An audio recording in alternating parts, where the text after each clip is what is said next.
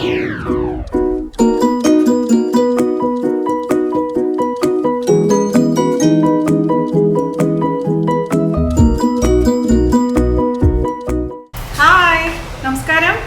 എന്തൊക്കെ വിശേഷം? എല്ലാവർക്കും സുഖം വിശ്വസിക്കുന്നു. ഞങ്ങളിവിടെ സുഖമായിരിക്കുന്നു.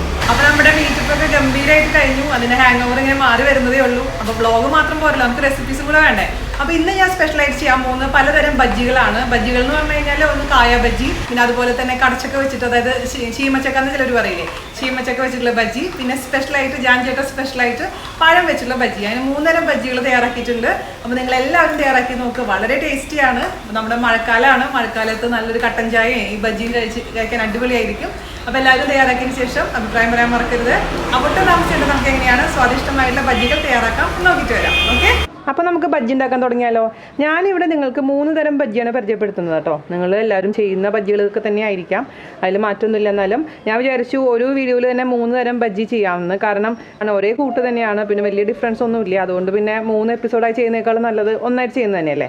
എനിവേ, അപ്പോൾ നമുക്ക് ആദ്യം തന്നെ കായ ബജ്ജി ഉണ്ടാക്കാം. ഇപ്പോൾ തമിഴ്നാട്ടിലുണ്ടാക്കുന്ന കായ ബജ്ജിക്ക് ഉപയോഗിക്കുന്ന കായ ഇതല്ല കേട്ടോ, അത് വേറെ തരത്തിലുള്ള കായാണ്. പക്ഷേ ഇവിടെ നമ്മുടെ നാട്ടിലുണ്ടാക്കുന്നത് സാധാരണ നമ്മുടെ നേന്ത്രക്കായ ആണ്. അപ്പോൾ ഒരു നല്ല മൂത്തിട്ടുള്ള, അതായത് നല്ല വിളഞ്ഞ കായ ആയിരിക്കും ഏറ്റവും ടേസ്റ്റ് ഉണ്ടാവുക. അതൊരു കായ എടുക്കുക, എന്നിട്ട് നമുക്ക് ഇതിനങ്ങ് മുറിക്കുക. ഇതിന് തൊലിയൊന്നും കളയേണ്ട ആവശ്യമൊന്നുമില്ല. കായ ബജ്ജി ഉണ്ടാക്കുമ്പോൾ ജസ്റ്റ് മുറിച്ചിട്ട് ഈ ഭാഗമില്ലേ, ഇത് മാത്രം അങ്ങ് റിമൂവ് ചെയ്ത് കളയാം.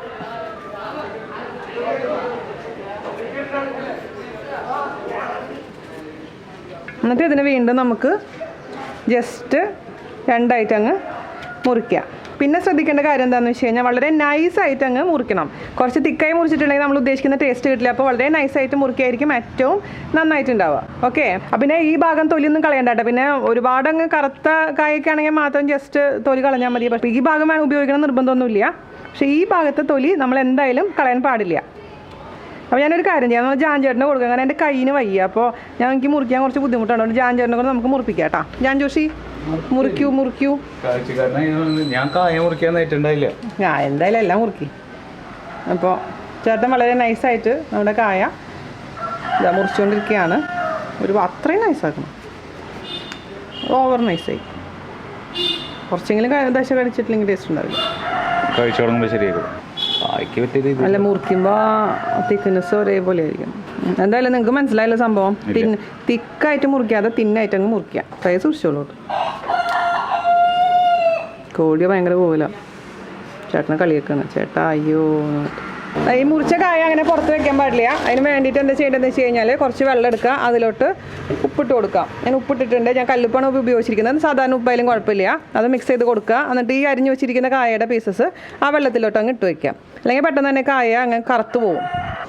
ജാൻചേട്ടൻ്റെ ഏറ്റവും പ്രിയപ്പെട്ട ബജ്ജികളിലൊന്നാണ് ഈ കായ ബജ്ജി. എനിക്ക് സ്വൈര്യം തന്നിട്ടില്ല. കായ ബജ്ജി ഉണ്ടാക്കി രാഗം തിയേറ്ററിലത്തൊക്കെ കായ ബജ്ജി ഉണ്ടാക്കാൻ പറഞ്ഞിട്ട് ഞാൻ തമിഴ്നാട്ടിൽ പഠിക്കുന്ന സമയത്ത് കഴിച്ചിട്ടുണ്ട്. എനിക്ക് പക്ഷേ മുളക് ബജ്ജിയാണ് എൻ്റെ പ്രിയപ്പെട്ട ബജ്ജി എന്ന് പറയുന്നത്. പക്ഷെ പുള്ളിക്കാരന് കായ ബജ്ജിയോ നൊസ്റ്റാൾജിയ അല്ലേ, ഓർമ്മകൾ. ആരായിരുന്നു കൂടെ ഉണ്ടായിരുന്നത് സിനിമ? അയ്യോ പാവം, മറന്നുപോയ കാര്യങ്ങളൊക്കെ ഓർത്തെടുക്കാൻ വേണ്ടിയിട്ടുള്ളതാണ് കായ ബജ്ജി. എന്താ പറയാ, എണ്ണയുടെ ഒരു ടേസ്റ്റ്. ഞാൻ ഇന്നാളെ എനിക്ക് വലിയ ഡയലോഗൊക്കെ പറഞ്ഞിട്ട് എന്നിട്ട് തിയേറ്ററിൽ പോയിട്ട് കായ ബജ്ജി വാങ്ങിച്ചു തന്നിട്ടാ. എണ്ണ ഭയങ്കര എണ്ണമയൊക്കെ ആയിട്ട് എനിക്ക് ഇഷ്ടമായില്ല. അതെ, പണ്ട് കഴിച്ച ടേസ്റ്റ് അല്ലല്ലോ. നമ്മളിപ്പോ തിന്ന് എന്താ പറയാ, എല്ലിനട പിടിച്ചിട്ട് ഇരിക്കുന്ന കാലഘട്ടത്തിലല്ല ഞങ്ങൾ ഇതൊന്നും കഴിച്ചിട്ടുള്ളത്. പണ്ട് രാവിലെ ഭക്ഷണം കഴിച്ച പിന്നെ ചിലപ്പോൾ രാത്രി കിട്ടിയാൽ ഭക്ഷണം കഴിക്കുന്ന കാലഘട്ടത്തിലാണ്. എന്തായാലും ജാൻചേട്ടന് വേണ്ടി ഞാൻ സമർപ്പിച്ചിരിക്കുന്നു. നമ്മളുണ്ടാക്കുമ്പോൾ എണ്ണ പിടിക്കുന്നില്ല കേട്ടോ, ആ രീതിയിൽ ഉണ്ടാക്കുള്ളൂ. ഇതാ അപ്പോൾ ചേട്ടൻ കായ ഇത്രയും നൈസാക്കിയിട്ട് അരിഞ്ഞിട്ടുണ്ട്. ഈ ഒരു രീതിയിൽ അങ്ങ് നിങ്ങൾ മുറുക്കിട്ടാ. അപ്പോൾ നന്നായിട്ട് കൈകൊണ്ട് നന്നായി ഉരച്ച് കഴുകിയതിന് ശേഷം ഒന്ന് കൊണ്ടുവരാം കേട്ടോ. ഇനി നമുക്ക് കായ ബജ്ജി ഉണ്ടാക്കാനുള്ള കൂട്ട് റെഡിയാക്കാൻ തുടങ്ങാം. അതിന് വേണ്ടി ഒരു പാത്രം എടുക്കുക. നമുക്ക് അതിലോട്ട്, ഇത് ബജ്ജി എന്ന് പറയുമ്പോൾ കടലമാവിലാണ് കേട്ടോ തയ്യാറാക്കുന്നത്. ഒരു കായ ഉപയോഗിക്കുമ്പോൾ എത്ര അളവെന്ന് ഞാൻ പറഞ്ഞുതരാം കേട്ടോ. 8 ടേബിൾ സ്പൂൺ കടലമാവ് ഞാൻ ഇതിലേക്ക് ചേർത്ത് കൊടുത്തിട്ടുണ്ട്. പിന്നെ നമുക്ക് ബാക്കി ഉണ്ടെങ്കിൽ വേറൊരു ഐറ്റം കൂടെ ചെയ്യാനുണ്ട്. ഇനി നമുക്ക് ചേർത്ത് കൊടുക്കേണ്ടത് എന്താണെന്ന് വെച്ച് കഴിഞ്ഞാൽ മുളക് പൊടി. നല്ല എരിവുള്ള മുളക് പൊടി വേണം, അത്യാവശ്യം എരിവ് വേണം, എന്നാലും തന്നെ ടേസ്റ്റ് ഉണ്ടാവുള്ളൂ. അപ്പോൾ നമുക്ക് തൽക്കാലം ഒരു 3/4 ടേബിൾ സ്പൂൺ മുളക് പൊടി ഞാൻ ചേർത്ത് കൊടുത്തിട്ടുണ്ട്. പിന്നെ മുളക് പൊടിയുടെ അളവ് ഡിപ്പെൻസ് കേട്ടോ. കാരണം ചിലവർക്ക് കുറച്ചും കൂടെ അധികം വേണം, ചിലവർക്ക് അധികം എരിവ് പറ്റില്ല. അപ്പോൾ അതനുസരിച്ച് നിങ്ങൾ അഡ്ജസ്റ്റ് ചെയ്തോളൂ. പിന്നെ നമുക്ക് ആവശ്യത്തിന് ഉപ്പ് ചേർത്ത് കൊടുക്കാം. ഞാനിപ്പോൾ ഒരു 1/2 ടീസ്പൂൺ ഉപ്പ് ചേർത്ത് കൊടുത്തിട്ടുണ്ട്. പിന്നെ വേണ്ടത് എന്താണെന്ന് വെച്ച് കഴിഞ്ഞാൽ കായത്തിൻ്റെ പൊടി എന്ന് പറയുമ്പോൾ ഒരു നുള്ളു കായത്തിൻ്റെ പൊടി ചേർത്ത് കൊടുത്തിട്ടുണ്ട്. ആദ്യം തന്നെ ഈ പൊടികളെല്ലാം കൂടി നന്നായിട്ട് നമുക്കങ്ങ് മിക്സ് ചെയ്ത് കൊടുക്കാം. വേറൊരു പൊടിയും കൂടി ചേർക്കാനുണ്ട്. എന്താണെന്നറിയാമോ? അരിപ്പൊടി. ചേച്ചി അരിപ്പൊടി ഞാനിപ്പോൾ ഇവിടെ 1 ടേബിൾ സ്പൂൺ അരിപ്പൊടിയും കൂടി ഞാൻ ചേർത്ത് കൊടുത്തിട്ടുണ്ട്. അതും കൂടി ചേർത്ത് ആദ്യം തന്നെ നന്നായി മിക്സ് ചെയ്ത് കൊടുക്കുക. അതിന് ശേഷം മാത്രം നമുക്ക് ഇതിലോട്ട് വെള്ളം ഒഴിച്ച് കൊടുത്താൽ മതി. ഞാൻ എപ്പോഴും പറയാറുള്ള പോലെ തന്നെ ഫോർക്ക് ഉപയോഗിച്ച് കഴിഞ്ഞാൽ മിക്സിങ് എളുപ്പമായിരിക്കും. തിരക്കുള്ള ആൾക്കാരാണെങ്കിൽ ഇതെല്ലാം കൂടി മിക്സിയിലിട്ട് ഒറ്റയടി അടിച്ചാൽ മതി. അപ്പോൾ ഒട്ടും കട്ടകളില്ലാണ്ട് പെട്ടെന്ന് തന്നെ നമുക്ക് ബാറ്റർ തയ്യാറാക്കി എടുക്കാൻ പറ്റും. ഇതിലോട്ട് നമുക്ക് 1/4 ഗ്ലാസ് 250 ml ഗ്ലാസ്സിൽ ഞാൻ 1/4 ഗ്ലാസ് വെള്ളം എടുത്തിട്ട് അത് നമുക്ക് കുറച്ചായിട്ട് ഒഴിച്ചു കൊടുക്കുക. ആദ്യം തന്നെ ഒരുപാട് വെള്ളം ഒഴിക്കാൻ പാടില്ല, അപ്പോൾ കട്ട ഉടയ്ക്കാൻ ബുദ്ധിമുട്ടായിരിക്കും. അതുകൊണ്ട് കുറച്ച് വെള്ളം ഒഴിക്കുക, നന്നായിട്ട് അങ്ങ് ഫോർക്ക് ഉപയോഗിച്ച് മിക്സ് ചെയ്യുക, വീണ്ടും വെള്ളം ഒഴിക്കുക. അങ്ങനെ ഒരു നല്ല തിക്കായിട്ടുള്ള ബാറ്റർ നമുക്ക് തയ്യാറാക്കി എടുക്കാം. അവസാനം ഞാൻ പറയാം കേട്ടോ ഞാൻ എത്ര വെള്ളം ഉപയോഗിച്ചു എന്നുള്ള കാര്യം. ഞാനിപ്പോൾ ഇതിലേക്ക് 1 ഗ്ലാസ് വെള്ളമാണ് ഒഴിച്ചു കൊടുത്തിരിക്കുന്നത് കേട്ടോ. അപ്പോൾ നിങ്ങൾ ഗ്ലാസ് അനുസരിച്ച് മാറ്റം വരും. അതായത് ഈ ഒരു തിക്നെസ് ഒരുപാട് തിക്കാവാൻ പാടില്ല, ഒരുപാട് തിന്നാവാനും പാടില്ല, ഒരു മീഡിയം കൺസിസ്റ്റൻസി അതാണ് നമുക്ക് വേണ്ടത്. ഇനി എന്താ ചെയ്യേണ്ടതെന്ന് വെച്ചാൽ ഇതിൻ്റെ ടേസ്റ്റ് ഒന്ന് നോക്കുക. അതായത് ഉപ്പും മുളകും ഒക്കെ ഉണ്ടോ എന്ന് നോക്കട്ടെ. കുറച്ചും കൂടെ മുളക് പൊടി ചേർത്ത് കൊടുത്തിട്ടുണ്ട്. കാരണം ബജ്ജിയായിട്ട് വരുമ്പോൾ നമ്മൾ കാണുന്ന ഇപ്പോൾ ഫീൽ ചെയ്യുന്ന എരിവ് നമുക്ക് ഫ്രൈ ചെയ്ത് വരുമ്പോൾ ഉണ്ടാവില്ല. അതുകൊണ്ട് ഒരു ഇച്ചിരി എരിവും ഇച്ചിരി ഉപ്പും മുന്നോട്ട് നിൽക്കണം കേട്ടോ എപ്പോഴും. അതൊന്ന് ശ്രദ്ധിക്കുക. ഒരുപാട് കൂട്ടിയിടരുത് അത് പറഞ്ഞിട്ട്. അത്യാവശ്യം എരിവുണ്ട്, ആവശ്യത്തിന് ഉപ്പുണ്ട്, എല്ലാം ഉണ്ട്. ബാറ്റർ റെഡി ആയിട്ടുണ്ട്. അപ്പോൾ നമുക്ക് ഓരോ പീസും ബാറ്ററിൽ അങ്ങ് മുക്കി എണ്ണയിലോട്ട് അങ്ങ് ഇട്ട് കൊടുക്കാം. ഇനി നമുക്ക് ചീനച്ചട്ടി വെക്കാം, അതിലോട്ട് ഓയിൽ ഒഴിച്ച് കൊടുക്കാം. വെളിച്ചെണ്ണ അല്ലെങ്കിൽ ഓയിലിൽ ഉണ്ടാക്കാം കേട്ടോ. നിങ്ങൾക്ക് എന്താണ് സൗകര്യം തോന്നുന്നത് അതുപോലെ ചെയ്തോളൂ. പുറത്തൊക്കെ ഇപ്പോൾ എന്തായാലും വെളിച്ചെണ്ണയിലായിരിക്കില്ല. ബജ്ജിയൊക്കെ ഉണ്ടാക്കുന്നത് എപ്പോഴും ഓയിൽ തന്നെയാണ്. അപ്പോൾ അത്യാവശ്യത്തിന് ഓയിൽ ഒഴിച്ച് കൊടുക്കുക. അതൊരു മീഡിയം ചൂടാവട്ടെ കേട്ടോ. ഹൈ ടെമ്പറേച്ചർ ആയിട്ടിരിക്കുന്ന സമയത്ത് നമ്മൾ ഒരിക്കലും എന്ത് സാധനം ഫ്രൈ ചെയ്യാൻ പാടില്ല. അത് അപ്പം തന്നെ അങ്ങ് കരിഞ്ഞു പോകും. നമ്മുടെ ഓയിലിൻ്റെ ഒക്കെ ചൂട് വളരെ കുറഞ്ഞിരിക്കുന്ന സമയത്തും ഇടാൻ പാടില്ല. അപ്പോൾ ഒരുപാട് അങ്ങ് എണ്ണ വലിച്ചു കുടിക്കും. അതുകൊണ്ട് മീഡിയം ടെമ്പറേച്ചർ ആയിരിക്കുന്ന സമയത്ത് മാത്രം നമ്മൾ ബജ്ജിയോ അല്ലെങ്കിൽ പഴംപൊരി എന്തുണ്ടാക്കുകയാണെങ്കിലും എണ്ണയിലോട്ട് ഇട്ട് കൊടുക്കാൻ പാടുള്ളൂ കേട്ടോ. എണ്ണ മീഡിയം ചൂടായിട്ടുണ്ട് കേട്ടോ. നമുക്ക് എന്താ ചെയ്യേണ്ടതെന്ന് വെച്ച് കഴിഞ്ഞാൽ ഓരോ പീസ് എടുക്കുക, നമ്മുടെ ബാറ്ററിൽ അങ്ങ് മുക്കുക, നന്നായിട്ട് മുങ്ങണം. ബാറ്റർ ഒരുപാട് തിന്നായി കഴിഞ്ഞാൽ ടേസ്റ്റ് ഉണ്ടാവില്ല. കാരണം ആ പൊട്ടും തന്നെ ഉണ്ടാവാത്ത പോലെ തോന്നും. അതുകൊണ്ട് ഈ പറഞ്ഞ ഒരു കൺസിസ്റ്റൻസി എപ്പോഴും ശ്രദ്ധിക്കുക കേട്ടോ. അപ്പോൾ ഇങ്ങനെ നോക്കുമ്പോൾ നന്നായിട്ട് കവർ ചെയ്തിട്ടുണ്ടായിരിക്കണം. എന്നിട്ട് അങ്ങനെ എടുത്ത് നമുക്ക് ആ എണ്ണയിലോട്ട് അങ്ങ് ഇട്ട് കൊടുക്കാം. അതുപോലെ കേട്ടോ. എന്നിട്ട് അതായി വരുമ്പോൾ മുകളിലോട്ട് അങ്ങ് പൊന്തി വരും. അപ്പോൾ അതുപോലെ നമുക്ക് നിങ്ങളുടെ പാത്രം അനുസരിച്ച് എത്ര എണ്ണ എന്ന് തീരുമാനിക്കുക. ഞാനിപ്പോൾ ഒരു 4 എണ്ണ ഇടുന്നുള്ളൂ അറ്റ് എ ടൈം. എണ്ണയിൽ മുങ്ങി കിടക്കണം കേട്ടോ. അപ്പോഴാണ് 2 സൈഡിലേക്ക് നന്നായിട്ട് അങ്ങ് പിടിക്കുകയുള്ളൂ. മേലേക്ക് പൊന്തി വരുന്ന സമയത്ത് നമുക്കതങ്ങ് തിരിച്ചിടാം. എന്നിട്ട് നമുക്ക് പിന്നെ പതുക്കെ ഇങ്ങനെ വേവിച്ചെടുക്കണം. കാരണം പച്ചക്കായ ആയതുകൊണ്ട് അത്യാവശ്യം കുക്കിംഗ് ടൈം വേണം, പെട്ടെന്ന് തന്നെ എടുക്കാൻ പാടില്ല. അപ്പോൾ മീഡിയം ഫ്ലെയിമിലിട്ടതിന് ശേഷം നമുക്കിതങ്ങ് തിരിച്ചും മറിച്ചിട്ടിട്ട് അങ്ങ് ഫ്രൈ ചെയ്തുകൊണ്ടേ ഇരിക്കാം. ഓക്കെ. ഇതിപ്പോൾ ഇത് കായയുടെ പുറത്തെ തൊലിയാണ് കേട്ടോ, ചേട്ടൻ പറഞ്ഞിട്ടതാണ്. അപ്പോൾ നമ്മുടെ ബജ്ജി ഒരു 5 മിനിറ്റ് കഴിഞ്ഞിട്ടുണ്ട് കേട്ടോ. ഈ ഒരു നല്ലൊരു കളർ വന്നിട്ടുണ്ട്. അപ്പോൾ ഈ ഒരു നല്ലൊരു കളറാവുന്ന സമയത്ത് നമുക്ക് കോരി മാറ്റാം. എന്നിട്ട് ഒരു സ്ട്രെയിനറിലോ അതല്ലെങ്കിൽ ഒരു കിച്ചൺ ടിഷ്യൂലോട്ടോ നമുക്ക് മാറ്റാം. എണ്ണ കംപ്ലീറ്റ് കളഞ്ഞതിന് ശേഷം സെർവ് ചെയ്യാം. മീഡിയം ചൂടുള്ള എണ്ണയിലോട്ട് അടുത്ത ബാച്ചും അങ്ങ് ഇട്ട് കൊടുക്കാം. അപ്പോൾ നമ്മുടെ രണ്ടാമത്തെ ബാച്ച് റെഡി ആയിട്ടുണ്ട് കേട്ടോ. അതുകൊണ്ട് എടുക്കുന്ന സമയത്ത് വേണമെന്നുണ്ടെങ്കിൽ നിങ്ങൾക്ക് അങ്ങ് ഫ്ലെയിം കൂട്ടിയിട്ട് ഹൈ ഫ്ലെയിമിൽ ഇട്ടതിന് ശേഷം എടുക്കുക. അപ്പോൾ ഒട്ടും തന്നെ ഇതിൽ എണ്ണ പിടിക്കില്ല. പക്ഷേ ഇപ്പോഴും നമ്മൾ ബജ്ജിലൊന്നും എണ്ണ പിടിക്കില്ല. കാരണം മീഡിയം ഫ്ലെയിമിൽ നമ്മൾ കണ്ടിന്യൂ ചെയ്യണമെങ്കിൽ ഒരിക്കൽ പോലും നമ്മുടെ ബജ്ജിയോ പഴംപൊരി ഒന്നിലും എണ്ണ പിടിക്കില്ല. അത് ഉറപ്പുള്ളൊരു കാര്യമാണ്.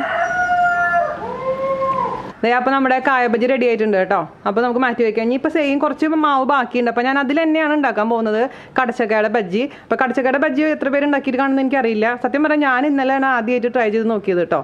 അപ്പോൾ നന്നായിട്ടുണ്ടായിരുന്നു. അപ്പോൾ കടച്ചക്കയുടെ സീസണൊക്കെ വരുമ്പോൾ കൂടുതൽ കടച്ചക്ക കിട്ടുകയാണെന്നുണ്ടെങ്കിൽ നിങ്ങളൊന്ന് ട്രൈ ചെയ്ത് നോക്കൂ. അപ്പോൾ നമുക്കത് എങ്ങനെ ഉണ്ടാക്കുന്നത് നോക്കാം. അപ്പോൾ ഞാനിപ്പോൾ ഇവിടെ ഒരു കടച്ചക്ക എടുത്തിട്ടുണ്ട്, ഒരു കടച്ചക്കയുടെ പകുതി കേട്ടോ. അപ്പോൾ ഇത്ര എടുക്കണമെന്നൊന്നുമില്ല, ഞാൻ നിങ്ങൾക്ക് ജസ്റ്റ് ഒരു സാമ്പിളിന് വേണ്ടിയിട്ടാണ് കാണിക്കുന്നത്. അപ്പോൾ ശരിക്കും പറഞ്ഞു കഴിഞ്ഞാൽ നല്ല മൂത്ത കടച്ചക്ക, അതായത് നല്ല വിളഞ്ഞ കടച്ചക്കയാണ് ഏറ്റവും ടേസ്റ്റ് ഉണ്ടാവുക. ഇതിപ്പോൾ അത്ര വലിയ വിളഞ്ഞിട്ടൊന്നുമില്ല, നമുക്കിവിടെ അവൈലബിൾ ആയിരുന്നില്ല. അതുകൊണ്ട് കിട്ടിയ കടച്ചക്ക വെച്ച് ഉണ്ടാക്കണമെന്ന് മാത്രം. അപ്പോൾ ഈ ഒരു പകുതി കടച്ചക്ക നമുക്ക് ആദ്യം എന്ത് ചെയ്യണം, ഇതിൻ്റെ തൊലിയെല്ലാം കളഞ്ഞ് വളരെ നൈസായിട്ട് നമ്മുടെ ജാൻ ചേട്ടൻ കട്ട് ചെയ്ത് തരുന്നതായിരിക്കും. അപ്പോൾ കടച്ചക്ക എടുക്കുക, നൈസായിട്ട് അങ്ങ് കട്ട് ചെയ്യുക. അപ്പോൾ ഈ ഒരു തിക്നെസ് കേട്ടോ, ഈ ഒരു തിക്നെസ് മെയിൻറ്റെയിൻ ചെയ്യുക. പിന്നെ ഞാൻ പറഞ്ഞില്ലേ ഇത് മൂത്ത കടച്ചക്കയല്ല, അതുകൊണ്ട് നമ്മൾ അരിയുമ്പോഴേക്കിനും കറുത്ത കളറാവുകയാണ്. അപ്പോൾ ഇതൊക്കെ കറി വെച്ച് ഈ കടച്ചക്കൊക്കെ കറി വെച്ച് കഴിഞ്ഞാൽ ഒരു ടേസ്റ്റ് ഉണ്ടാവില്ല. എപ്പോഴും കടച്ചക്ക വാങ്ങിക്കുമ്പോൾ നമ്മൾ കുറച്ച് നല്ല മൂത്ത കടച്ചക്ക വാങ്ങിക്കണമെങ്കിൽ കുറച്ച് നന്നായി, അതായത് വലുതായിരിക്കും കടച്ചക്ക. അത് ഉപ്പ് വെള്ളത്തിലോട്ട് അങ്ങ് ഇട്ട് കൊടുക്കാം. ഞാൻ സാമ്പിളിന് വേണ്ടി ചെയ്യുന്നതാണ് കേട്ടോ, ഒരുപാടൊന്നും എടുക്കണില്ല. ഒരു 1/4 ഭാഗം പോലും കടച്ചക്ക ഞാൻ എടുത്തിട്ടില്ല. അപ്പോൾ താങ്ക് യു ജാൻ ചേട്ടാ.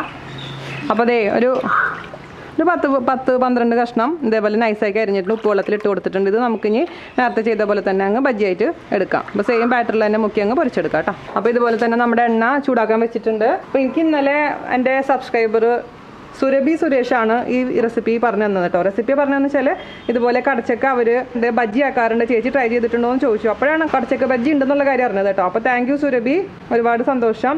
ഇന്നലെ ഉണ്ടാക്കി നോക്കിയപ്പോൾ ഇവിടെ ഇഷ്ടപ്പെട്ടു, അതുകൊണ്ടാണ് ഞാൻ ഇപ്പോൾ വീഡിയോ എടുക്കുന്നത് കേട്ടോ. അപ്പോൾ നമുക്ക് മാവിൽ മുക്കിയ കടച്ചക്കയുടെ പീസ് ഓരോന്നായിട്ട് അങ്ങ് ഇട്ട് കൊടുക്കാം. കടച്ചക്ക ആയതുകൊണ്ട് നമുക്ക് കൂടുതൽ ഇടാം കേട്ടോ, കാരണം തിന്നല്ലേ പെട്ടെന്ന് തന്നെ കടച്ചക്ക കുക്കായി കിട്ടും. കായയുടെ പോലെ അത്ര കുക്കിംഗ് ടൈം വേണ്ട. അപ്പോൾ നമ്മുടെ കടച്ചക്ക ബജ്ജി റെഡി ആയിട്ടുണ്ട്. അത് നമുക്ക് കോരി മാറ്റി വയ്ക്കാം. ഒട്ടും തന്നെ എണ്ണ പിടിച്ചിട്ടില്ല. അത് നമ്മൾ കോരി എടുത്തിട്ടുണ്ട് കേട്ടോ. ഇനി അടുത്തത് ചെയ്യാൻ പോകുന്നത് സ്പെഷ്യലായിട്ടുള്ള ബജ്ജിയാണ്. അത് ഞാൻ പഴം വെച്ചിട്ടാണ് ഉണ്ടാക്കുന്നത്. അത് ജാൻ ചേട്ടൻ്റെ കണ്ടുപിടുത്താണ് കേട്ടോ. നേന്ത്രപ്പഴം വെച്ചിട്ട്, നല്ല പഴുത്ത പഴം വെച്ചിട്ട്, പക്ഷേ ഒരു ഡിഫറെൻ്റ് ആയിട്ടുള്ള രീതിയിലുള്ള ബജ്ജി. അത് നമുക്ക് എങ്ങനെ ചെയ്യുന്നത് നോക്കാം. അപ്പോൾ എന്താ ചെയ്യേണ്ടതെന്ന് വെച്ച് കഴിഞ്ഞാൽ ഒരു നേന്ത്രപ്പഴം എടുക്കുക. ഒരുപാട് പഴുത്ത പഴം വേണ്ട കേട്ടോ, അത്യാവശ്യം പഴുത്ത പഴം എടുക്കുക. അതിന് തൊലി അങ്ങ് കളയുക. അതിന് നമുക്ക് 2ആയിട്ട് മുറിക്കുക. എന്നിട്ട് ഒരു പഴത്തിന് നമുക്കൊരു 6 പീസെങ്കിലായിട്ട് വളരെ നൈസായിട്ട് അങ്ങ് പഴംപൊരി ഉണ്ടാക്കുന്ന പോലെ തന്നെ അങ്ങ് മുറിക്കുക. ഒരുപാട് തിക്നെസ് ആവാൻ പാടില്ല കേട്ടോ. ഇതാണ് എൻ്റെ പഴംപൊരിയുടെ തിക്നെസ് എന്ന് പറയുന്നത്. ഇതേപോലെ ഉണ്ടാക്കി കഴിഞ്ഞാലാണ് ടേസ്റ്റ് ഉണ്ടാവില്ല. ഒരുപാട് അങ്ങ് തിക്കായി കഴിഞ്ഞാൽ ടേസ്റ്റ് ഉണ്ടാവില്ല. അതുപോലെ തന്നെ അധികം പഴുക്കാത്ത പഴംപൊരിക്ക് നന്നായി ഉണ്ടാവില്ല. പക്ഷേ ഇതിനാണെങ്കിൽ കുഴപ്പമില്ല. ഇത് ബജ്ജി ആയതുകൊണ്ട് നമുക്ക് ഇച്ചിരി പഴുപ്പ് കുറഞ്ഞാലും കുഴപ്പമില്ല. അപ്പോൾ നമുക്കൊരു 10 പീസ് കിട്ടും പഴം.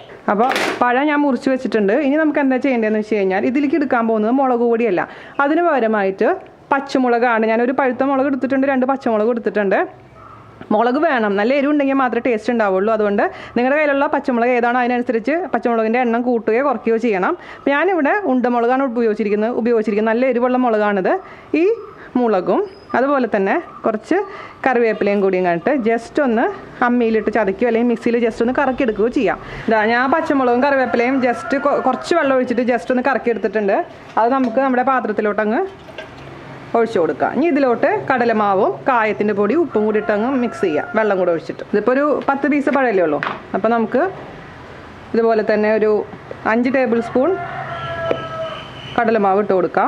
ആവശ്യത്തിന് ഉപ്പ് ചേർത്ത് കൊടുക്കുക. പിന്നെ അല്പം കായത്തിൻ്റെ പൊടി ഇട്ട് കൊടുക്കുക. വേണമെങ്കിൽ മഞ്ഞൾപ്പൊടി ഇടാം കേട്ടോ, കളർ കിട്ടണമെന്നുണ്ടെങ്കിൽ. ഞാൻ മഞ്ഞൾപ്പൊടി ഇടുന്നില്ല. കായത്തിൻ്റെ പൊടി ഒരുപാടൊന്നും വേണ്ട, ജസ്റ്റ് ഒരു നുള്ളു മാത്രം മതി.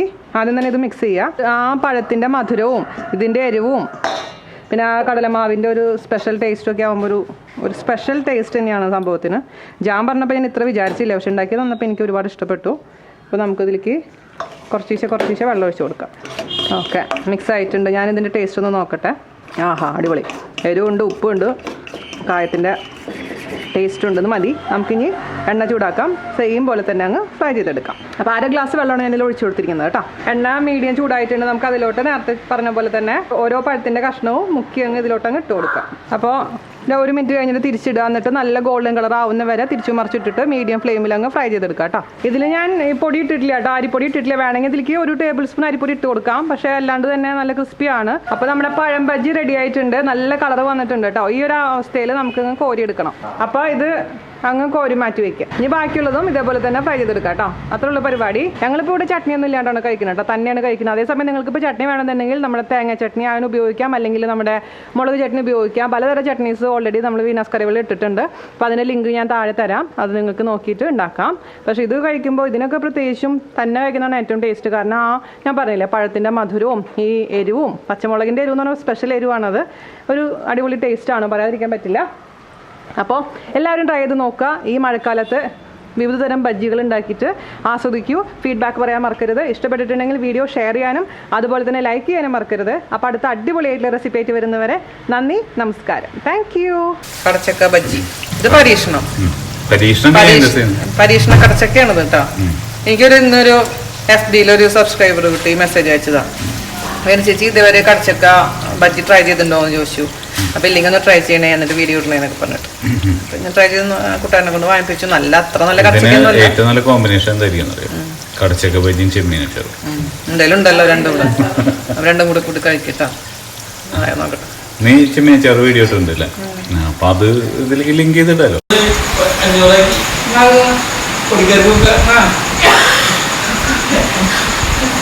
മഴയായിട്ട് 2 ദിവസം ഒന്നുമില്ല, എല്ലാവർക്കും വരാൻ പറ്റില്ല. മഴയായിട്ട് 2 ദിവസം ചെയ്യാൻ പറ്റുന്നുണ്ടല്ലേ.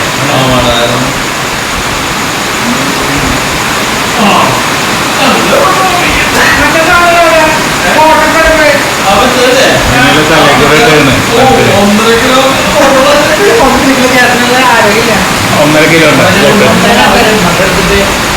അവര് 3-4 പറയുന്നത് വെള്ളം 10 കിലോമീറ്റർ അവൻ എന്ത് ചെയ്ത് വൺകാരോ നോക്കിയത് കാണാനില്ലേ ഒരു സാധനം പ്ലാസ്റ്റിക്കിന്റെ ഇത് മാത്രം സാധാരണ വഴി ഞാൻ കണ്ടു. വേറെ ഒരു ഗ്ലാസ് അല്ല, ഒരു കയ്യിൽ ഗ്ലാസ് ആവേണ്ടിയിരുന്നു അല്ലേ? രണ്ട് കയ്യിലും തിന്നായി.